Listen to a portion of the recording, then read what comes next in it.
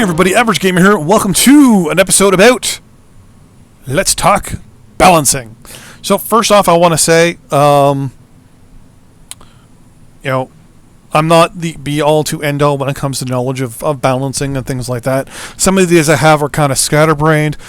Some aren't really balancing ideas, but just ideas they have to get rid of if they want to do balancing properly. And then I also want to talk about the fact that I think balancing, to be 100% honest, it may be impossible in a game like this, unless you take generic steps. So firstly, the thing that they need to get rid of to do balancing is quirks. Fucking just get rid of them all. Dump it. Dump all the quirks across everything. Just unquirk everything. Give it a month. See how everything works out. Then, after a month of everyone whining and complaining, with the laser weapons that we have, change them up first. So, because, to be honest with you, lasers are just click and that's it. It's basically point and click. You see someone, you click, you shoot them, you hit them, you do 100% damage. So 8 points of damage immediately, and that's it. What they need to do is change the way lasers themselves work. Because, to be 100% honest with you, it's easy mode. You click, you hit someone, that's it. My theory is, they should change it up so that when you hit that button, it has a duration. It has that moment of 30 seconds, 10 seconds, whatever. But you have to hold on to your finger, or that button, that entire 10 seconds. If you lift off your finger for that 10 seconds, the laser stops. And it knows, okay, you only held it for 15 seconds. You only get 50% of the damage output that laser weapon would do if you held onto a target specifically for that amount of time. So for 30 seconds, you do 8 damage. But because you only held it for 15 seconds on someone, you only do 4 damage instead. Medium pulse, same thing. You click it, it just goes a little faster. So instead of going boom, boom, boom, it goes boom, boom, boom, boom, boom, boom. Right? And it does say 8 damage as well. You have to hold on to it while it hits someone. Now also be able to have it track so that it can hit multiple different spots. So, if someone's moving, you can, and you're not that good at tracking, you can do multiple bits of damage across. Instead of it doing all the damage to one specific spot, and that's it. Or even just dividing itself by half and going, you hit the right torso and left. So instead of it going 4 damage to 4 damage to each one, what it'll do is it'll say, well, he went right torso to left torso, but he held on to the left torso a little longer, so it's going to go 4 damage, 3 damage, 1 damage. There you go. They also need to make certain other things a little bit harder to use, so ballistics, have the ballistics drop, actually, so that they don't just fucking go straight for fucking ever. Have it so that ballistics drop, but also do more damage. Have them so that they actually cause more shake. Because if you're getting hit by a fucking projectile, it's gonna do some damage. Also have it so that ballistics have a purpose, not just to hit someone with a round, but have it so that it actually does damage to the person you're hitting, and does something worse. So, for example, if I hit someone with an AC-20 round, it shakes their cockpit. But you can still hold the button down because technically you're not being moved. So physically actually animate the mech so it actually physically moves. Now I've hit Executioner with dual AC-20s, and the mech itself turned almost 90 degrees. But when the guy shot, he hit me still. It pretended that the arms were still there. That was fixed. That will be good. I'm kind of getting off the direction of balancing. But have every weapon have its own purpose. Have an actual purpose for it. We know ECM is taken out by PPCs. But PPCs, the same thing. They just fly straight. Have it so that a PPC does damage, say, it needs, because obviously it's a projectile cannon, so it's taking particles, compressing them, and then firing them out. Have it so that an ERPPC, for example, its damage dissipates properly, so it actually slowly goes down. It's not just poof, It does X amount of damage from from foot 1 to say foot 800. It does 9 damage. So don't have it so it just does 9 damage from A to B. Have it so that and PPCs do damage right out of the gate. So why we have PPCs that do 0 damage up front makes no sense. The difference between an ER PPC and a PPC should just be the extended range, the ER part of it, which is kind of retarded. So have a PPC, both of them fire at say 5 damage. We'll actually just make the number random or round at 10. Every 100 feet, it reduces its effectiveness by whatever percentage. So you're gonna force people to come in closer, right? Because if at 500 feet, it's now reduced that 10 damage down to 5 damage. So it'll force people to get in closer and do a little more fighting. Also have it though that when it hits something, it has a higher chance of doing a critical, for example, right? Because you have an actual high yield particle fucking being fired at you. Lasers themselves, modify them a little bit. So right now, if you fire a large laser,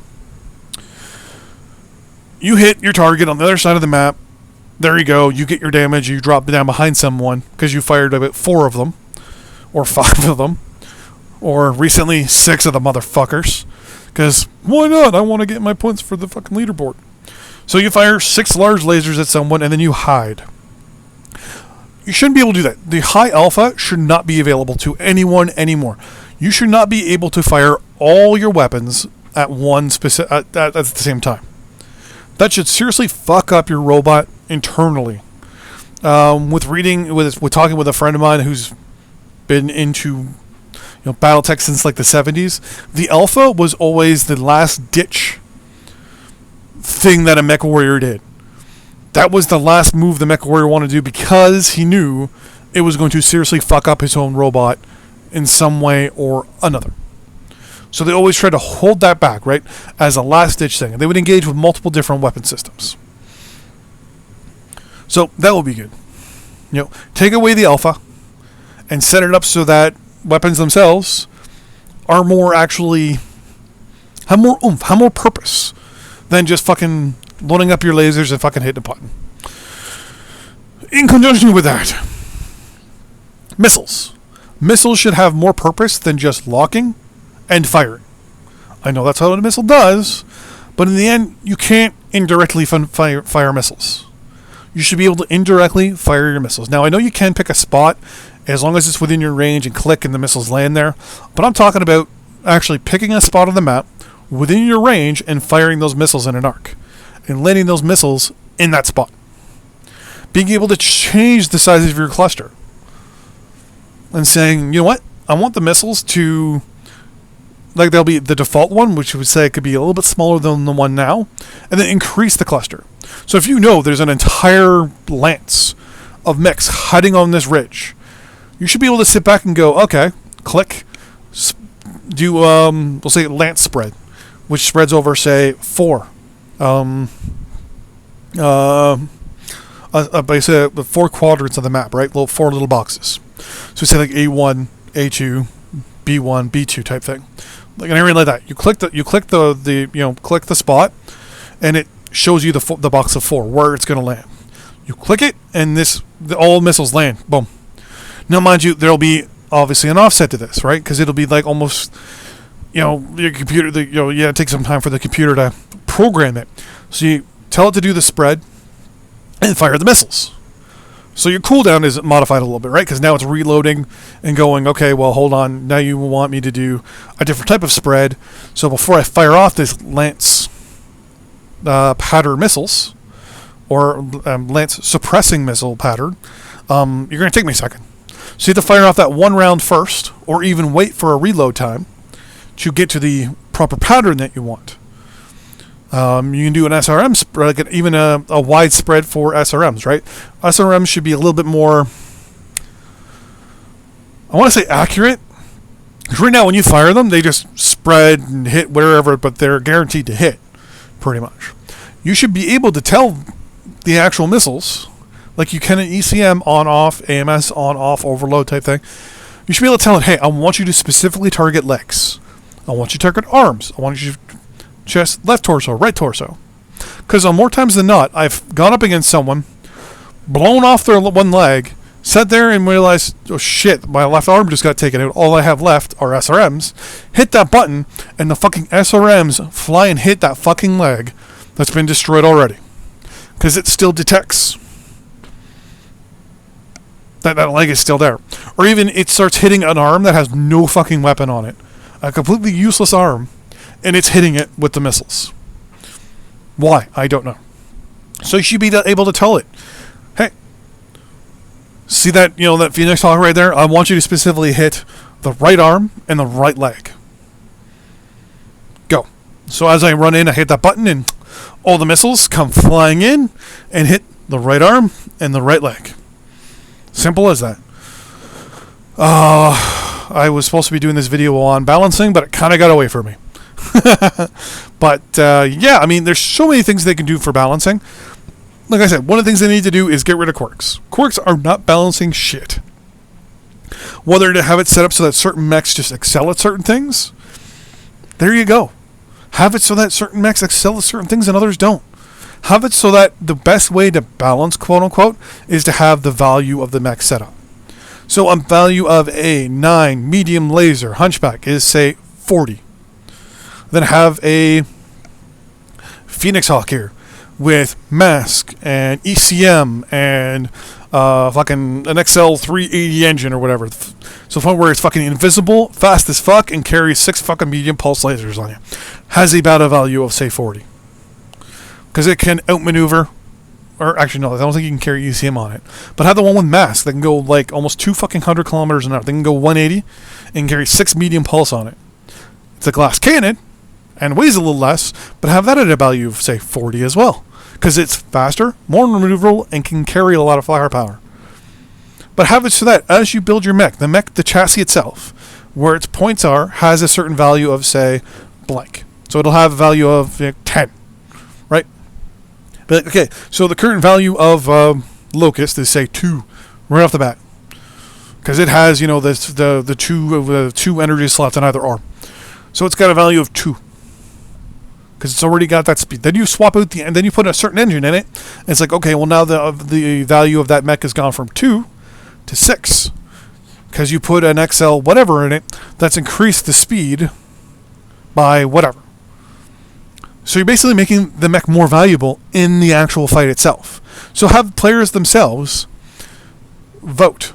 Or even go with the old Battletech's voting value system until the game kind of morphs its own system within it internally. So have a medium pulse with a value of whatever. Large laser value of whatever. And slowly work the way backwards. Be like, okay, well the weapon values should be the following. Okay. Now, the mech chassis themselves with their hard points. What's the most efficient design mech wise to the most least efficient, and you go that way. Then what you can do is get rid of tonnage as a group limit and go to the value. Be like, okay, so it's no longer a blank tonnage limit, but instead it's a value limit, meaning that your mechs cannot be valued below or above this number. If it's just one mech, you can do whatever the fuck you want. When it's 2, you start limiting it, you start modifying it, you start setting it up so that it's more that way. So then when you have groups of, say, 4 dropping, the computer just needs to look at these 4 guys and go, your value's 30, this group over here is 30, this one over here is 40. So altogether, 4, 5, 6, 7, it's 110 value on side A. I just need to put together 110 value on the other side, or maybe go 120 or 100. And just do that on the other side, depending on what the difference is, right? If 10 ends up being like a big fucking difference, like 5 atlases on one team difference, then make it obviously a little different. Like make it like a 2 to 3 difference, but I just like working in multiples of 5 right now. So that would be it. Battle value. Battle value would bring in balancing on a large scale. So mechs themselves singularly may not be balanced, but the groups or even the mech themselves, in the grand scheme of things, would be balanced, right? Because a mech with a battle value of 10 would theoretically be equal to another mech with a battle value of 10. Now, one may out-tonnage the other, but there's a reason why they both are technically equal, right? The heavier one may be, have a slower engine and is carrying a ton of weapons, but then the other one is massively faster, say for example has ECM, and has long-range weaponry, while the other guy is bigger, slower, and close range. So the reason why they're both 10 is because the guy on the right, the slower close-up guy, it's not the most efficient design for the mech. Well, the other guy, he has it min-maxed out, so it's the most efficient for that class and that chassis. And there you go. It's also a good way to figure out how to min-max your mech. But that is that. Thanks for watching. See you guys next time. Bye-bye.